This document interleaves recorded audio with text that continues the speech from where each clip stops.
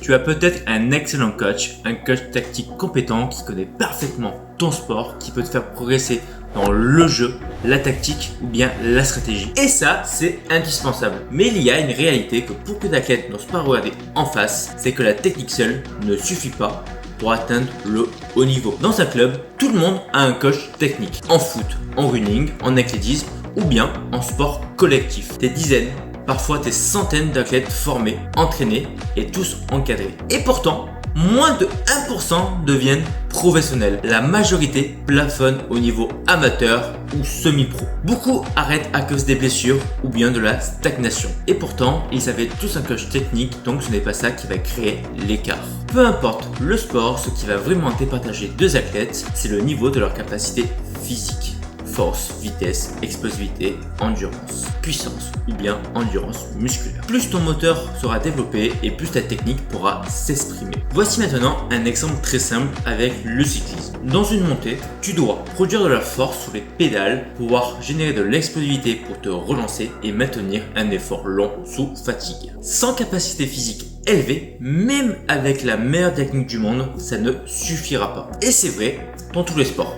Avec un niveau technique similaire, c'est toujours l'athlète le plus complet physiquement qui va gagner. Maintenant, tu vas imaginer que ta technique et ta tactique soient une Lamborghini. Une voiture exceptionnelle conçue pour aller très vite. Mais sans une vraie préparation physique, c'est comme si jamais tu mettais du gasoil dans une Lamborghini. Tu peux appuyer sur l'accélérateur autant que tu veux, elle n'avancera jamais comme elle le devrait. Tant que tu mets pas le bon carburant, tu n'exploiteras jamais son vrai potentiel. Ton corps, c'est ce moteur. Et la préparation physique, c'est le carburant adapté. Et c'est ça qui va séparer ceux qui montent de ceux qui stagnent. Ce n'est pas seulement le talent, c'est la préparation physique. À haut niveau, tu ne verras jamais un athlète se reposer uniquement sur du spécifique.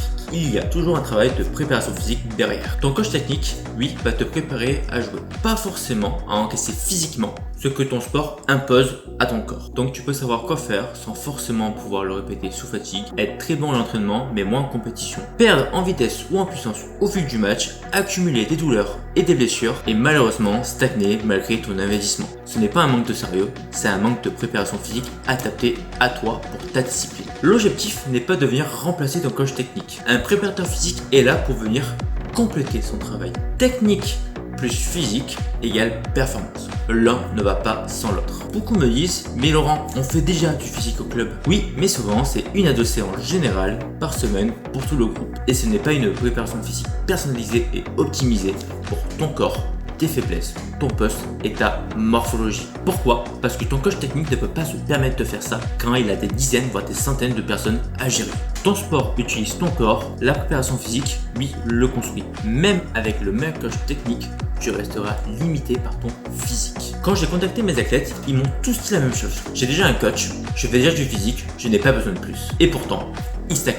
Voici maintenant ce qui s'est passé quand mes athlètes ont décidé de me rejoindre. J'ai tout d'abord mis une préparation physique adaptée à eux, leur sport, leur morphologie et leur mode de vie, sans oublier leurs historiques passés. Alexis est passé de 40 minutes à 34,30 secondes sur 10 km et c'est d'ailleurs ce qui lui a permis de pouvoir se qualifier au championnat de France de 10 km. Raphaël est passé d'un niveau national à 5e international en sambo. Et Mathis est passé de 5,64 à 5,89 en son longueur en seulement 3 semaines. Et tu sais quoi? Ils n'ont pas changé de coach technique. Ils ont seulement ajouté ce qui leur manquait. Ils s'étaient sérieux, disciplinés au niveau de l'entraînement. Ils pensaient faire ce qu'il fallait, mais ils ne voulaient pas faire partie des 99% qui plafonnent. Maintenant que tu sais ça, tu peux décider de faire exactement comme tout le monde et du coup d'avoir les mêmes résultats que tout le monde ou bien de construire un réel avantage. Si tu veux savoir si ton physique aujourd'hui est ton principal facteur limitant et éviter d'être dans la masse, envoie-moi simplement performance en message privé ou bien en DM